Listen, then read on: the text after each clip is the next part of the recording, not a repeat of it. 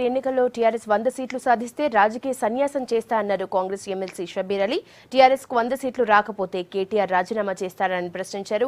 MIM TRS రహస్య ఒప్పందం చేసుకున్నాయని ఆరోపించారు. గ్రేటర్లో పోటీకి నిలబడిన టీఆర్ఎస్ రెబల్స్ ను నేతలు బెదిరించారని అన్నారు షబ్బీర్ అలీ.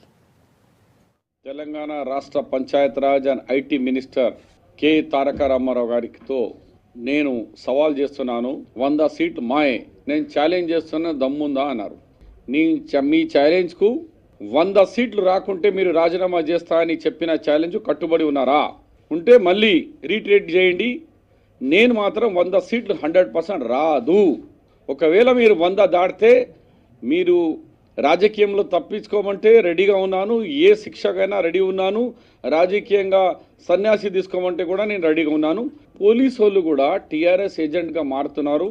కాబట్టి నేను ఈరోజు డీజీపీ గారితో, కమిషనర్ పోలీస్తో కూడా మీ యొక్క హుందాతనం, మీ యొక్క పోలీస్ బాధ్యత ఏదుందో గుర్తించుకోండి.